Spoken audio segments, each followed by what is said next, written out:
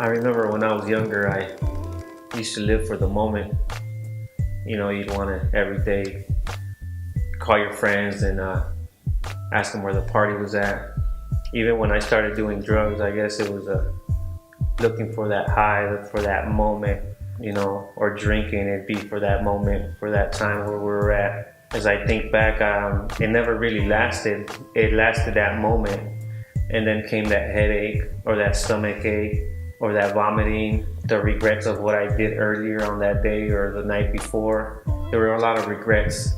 I was selfish, I think. I was selfish in a lot of ways because I was always thinking about myself, about what I needed, what I wanted for that moment. I guess I wasn't looking for my future. I wasn't looking at other people that loved me and that wanted me to live for more than that moment.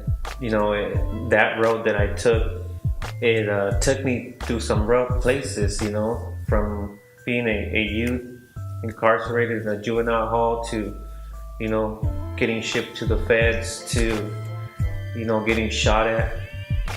Different places it took me. It never took me to the place that I wanted to be at, where I felt fulfilled in my life. I always felt empty, but I kept on living that way, I guess, because I didn't really think about anybody else. I always thought about myself. I was being selfish. God started calling me in my life everywhere I go, whether it was to a party or whether I was getting high. Whatever I was doing, I always felt like the Holy Spirit was speaking to me. I remember when I gave up, when I surrendered to God, those days before, I would just get high, I would just get drunk so I wouldn't feel the presence of God calling my name.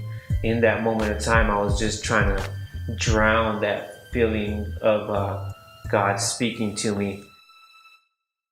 When I surrendered myself to God, I feel like I surrendered my ambitions, my goals, what I wanted out of life. I surrendered everything. Looking back, I see that I was selfish because all I wanted was things for me, and I didn't really cared about my children. I didn't care about my wife. I didn't care about hurting other people. All I wanted to do is live for that moment and to get things for me.